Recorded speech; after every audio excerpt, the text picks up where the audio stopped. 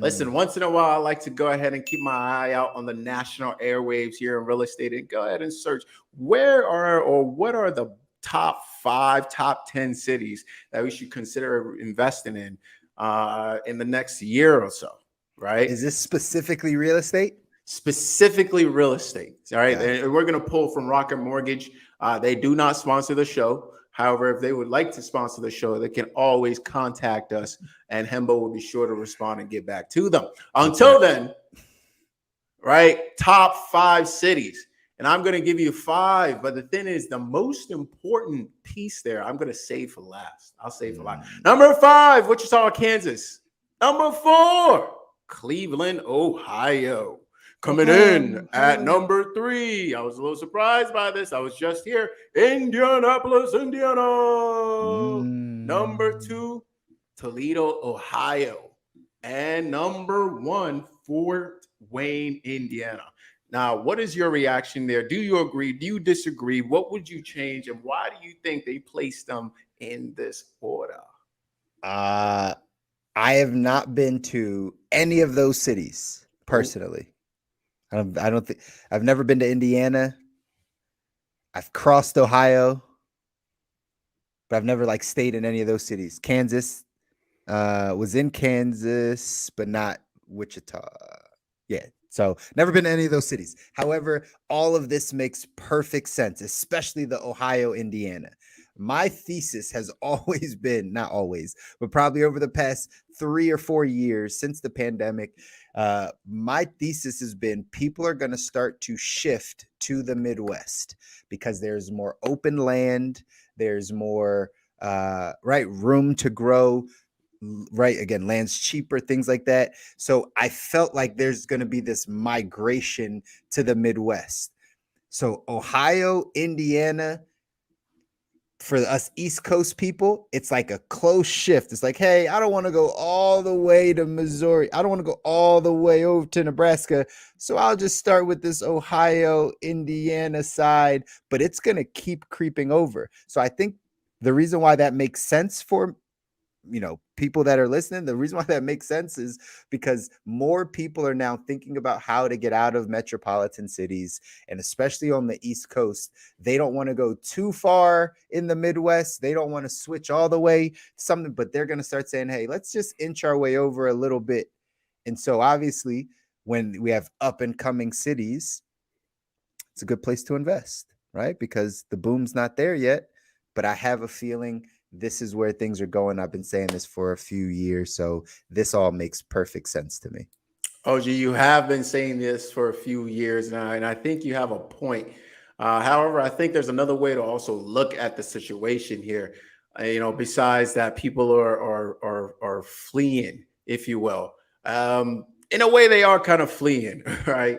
So one way to look at it is, the coastal cities are becoming less and less attractive for entrepreneurs and businesses. So as a result, they're heading inland and the people are following the economic opportunity. These places are making themselves, like I mentioned, I was just in Indianapolis, they're making themselves very attractive for entrepreneurs and investors and business folks to bring jobs. And of course, jobs bring people. So I think that's really what we're looking at here.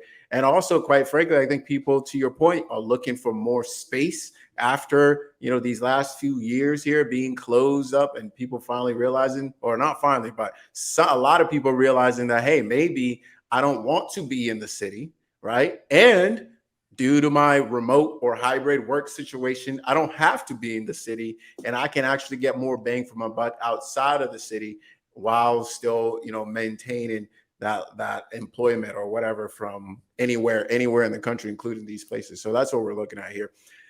However, the most important thing to note about this list is that the most attractive city on this list actually is number 6. And that, ladies and gentlemen, is Detroit, Michigan. There we go. Gotta give the people what they want. I'm trying to tell y'all, man, Detroit, home values in Detroit have increased 122% in the last 5 years. Let's go. Detroit is ranked top 5 places to live in Michigan. and some of their neighborhoods ranked on a national scale. Listen, guys, I'm trying to tell you here, Detroit. That's all we got to say. Detroit's What where up, though? it's at. Listen, it's again push into that Midwest. I don't. What is Detroit tech? Is it Midwest? Would you say? Yeah, I think so. Not too, Michigan. I would say Midwest, Northern Midwest. Northern Midwest, I guess. I don't know, but again, moving a little bit, like you said, away from the coastal, getting away from the regions that typically have been overpopulated. And at the end of the day, like you said, they're making cities entrepreneur friendly, right? So people are heading over there, and opportunities are heading that way. So this makes sense. This list makes sense. Got to start looking at I'm in Pennsylvania, so Ohio's my neighbor. Technically, it's right next door. Might have to check out what's going on over there, see if there's some opportunity. Yeah, hit up Dave Chappelle while you're at it. Listen, he's building like a club in the city of Ohio, somewhere in Ohio, right? He's building like a full on, like, people can come do stand up there. Oh, well, that would make a lot of sense. Yeah, like because like what he did in the pandemic. When he was inviting all these people to Ohio, like, I think he's building that out specifically. I think. Wow. But either way, let's get over to Ohio. Thank you for tuning in to another episode of The Good Life. We hope you found our discussion helpful and inspiring. If you enjoy this episode, please take a moment to subscribe and like our channel. And don't forget to turn on notifications so you never miss an episode. We want to hear from you, our listeners. If you have any feedback or suggestions for future episodes, please leave us a comment down below. If you're listening to the podcast audio version, we appreciate you just as much. Thank you for tuning into the Good Life Show. And be sure to subscribe to our show on your favorite podcast platform so you don't miss an episode. We believe that everyone has the potential to live their best life, and we hope our show helps you get that one step closer to achieving your goal. If you know someone who would benefit from our show, please share it with them, and thank you for your continued support. So again, that's it for another week's episode here on The Good Life. We'll see you next week for another inspiring conversation.